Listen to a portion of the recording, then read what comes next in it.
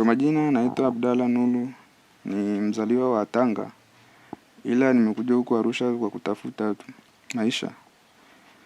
Tulikuwa kama 6 hivi, wenzetu watatu walitangulia na sisi tukawa tunafuata nyuma. Ile kuwafuata nyuma tukawa sasa tumewapoteza. Kuwapoteza tumefika pale Makuyuni. Mimi hapa nikajua njia ya kwenda Babati ni kupitia wapi? Karatu. Nikawa sasa nimeingia ile njia ya kwenda Karatu. Tumetembea tukafika Karatu mjini pale. Ikawa sasa tukabadilishana, mwenzangu akawa anaendesha pikipiki, mimi nikawa nimebaki kule nyuma na ule mwenzetu wa katikati ndo akabaki.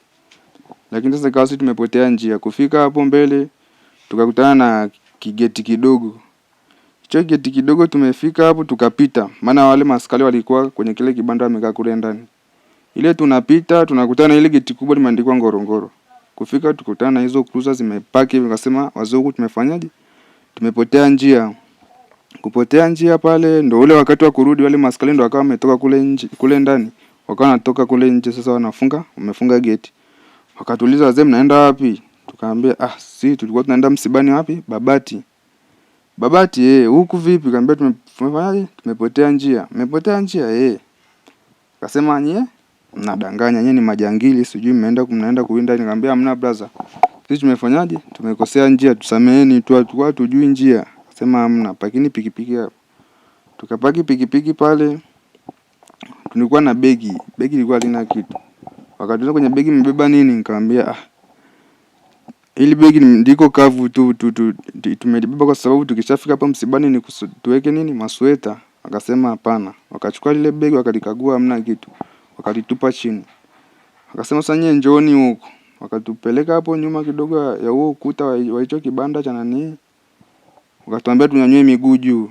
Tukanyanyua miguu juu, kunyanyua tukakaa kama dakika 5 hivi. Sasa wenzangu wakawa wamefanyaje? Wamechoka. Ile kuchoka wakaambiwa wafanyaje? Vueni nguo. Wakavuliwa nguo, wakamwagiwa na maji, wakapelekwa kwenye hao majani. Hao majani aisee yanachoma sana. Wakaenda kulazwa kule, wakagaragazwa kule, garagazwa sana. Mimi nikawa nimefanyaje? Nikachoka.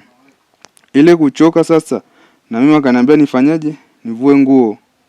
Na mimi nikavua nguo kwenda kwenye majani, nikalala tu bavu kidogo hivi. Aisee upande wote huu umenichoma. Nika sasa mwili unakuwa unauma. Nikamwambia say brother, mimi siwezi kulala kwenye haya majani. Akasema wewe ni mjeuri? Nikasema hapana. Mimi bora mnipige tu mniue, siwezi kulala kwenye haya majani. Wakanipiga fimbo pale, piga za mkononi huku, piga na buti. Kaambia mimi siwezi kulala hapo. Wakasa wakaniacha wakafuata wale wenzangu. Wakasema wapigeni ndugu zenu nini? Ndugu zenu simu. Ndio tukawa pale wale wenzangu kule wanavaa nguo, wakawa wanawapigia hao jamaa. Kuwapigia simu wakaongea nao, wakasema sisi tutoe faini 18,000. Wale jamaa wakaambia sawa.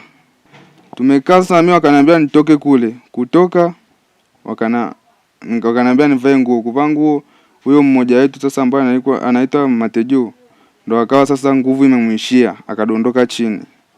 Kudondoka chini mate ndo akaanza kumtoka mdomoni, makamasi puani. Akawa ananiambia Abdalla, mimi siwezi kupumua. Nikamwambia jamaa wangu kaza ili tufanyaje? Tuondoke. Akasema mimi siwezi kupumua. Nikawa sasa nikafanyaje? Namvua viatu. Wakati huo maskari wanakuwa wanatuangalia tu.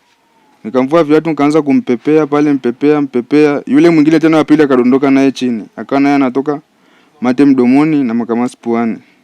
Sasa wale maaskari walivyoona jamaa hali inakuwa ngumu, wakaenda kumnunulia Fanta. Akasema sijui ni sukari imeshuka.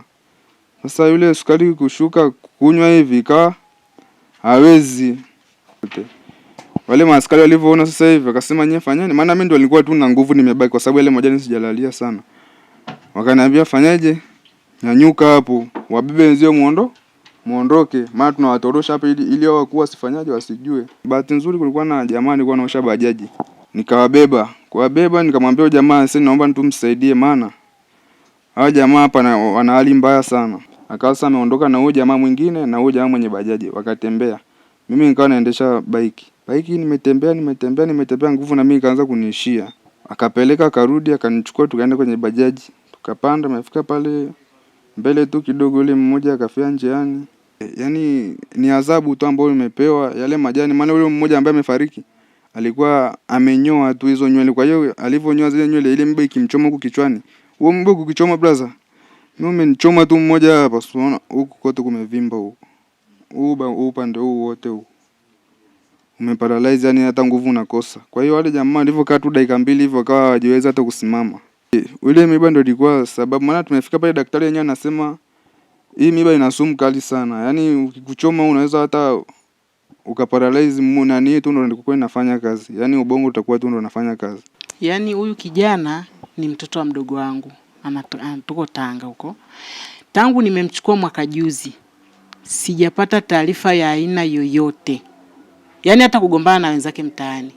Nimekaa naye sana hapa kahama mwaka jana kaniambia shangazi, acha nipate chumba na mimi nianze kujitafuta mwenyewe. Nikamwambia sawa, jambo la heri. Lakini tangu pia amehamia huko kwenye chumba hicho nani, sijasikia malalamiko yoyote. Maaskari kama askari wanatulinda, hatukatai, lakini endapo mtu amekufuata kwa usalama, hebu jaribu kumsikiliza. Kwa sababu jambazi hana alama usoni na mtu mwema hana alama usoni, lakini yale maongezi unaweza kujua huyu sio mtu mbaya, ni mtu mzuri. Kwa hiyo vile walivyowaambia toeni faini, wangewaachia pale pale kwamba toeni faini. Wale walishapigia wenzao kwamba jamii, sisi tumepotea na hapa tuko hivi, wale wenzao wangekubali, wangekuja kuwakomboa. Hata mimi mwenyewe hapa ningeambiwa hivyo, ningemtumia mwanangu hela. Lakini sasa wale jukumu la kuwapiga kweli inauma sana. Nauma sana. Yaani hao watoto hao. Ila nikumshukuru Mungu, alhamdulillah. Kama wao hawana watoto, halitawakuta. Pole sana mama. Nashukuru. Kwa ufupi, pale Ngorongoro kuna kuaga na beria na geti kubwa. Sasa wale mara nyingi ile geti, ile beria huwa haifungwagi kwa ajili magari yanakuwa yanapita pale kuingia kule. Pale geti kubwa kwa ajili ya kugonga permit za kuingia hifadhini. Sasa na hawa vijana pia walipofika pale, kwa vile lile geti lilikuwa beria lilikuwa halikufungwa nani, wao walipitiliza. Baada ya kufika pale geti kubwa ndo wakaona kumbe huku ni Ngorongoro, sio tena Babati. Ikabidi wageuze pikipiki yao warudi nyuma. Umeona warudi nyuma. Ili kufika pale nyuma, kwa sababu geti kubwa na geti na ile beria sio mbali, ndio lile beria sasa wale wakawafungia. Kufungia wale vijana wakasimama, wakawauliza maswali kwamba mnatoka wapi? Kwamba sisi tunatoka Arusha, tunaenda Babati kuzika. Sasa huku mmefuata nini? Sisi tumepotea. Hapo sasa ndio tulipoanzia kuwapa adhabu wale vijana mpaka kupelekea kifo cha wao. Hilo jambo si sahihi. Wale kama walikuwa wamewakamata, vituo vya polisi vipo, au sio bwana? Watakiwa wapelekwe wakaojiwe vizuri na nini, au sio bwana? Na wafanyiwe uchunguzi vizuri. Sio vizuri yani kumkamata tu mtu na kumuua hapo kwa hapo. Yani inakujaje hiyo? Huo si ubinadamu.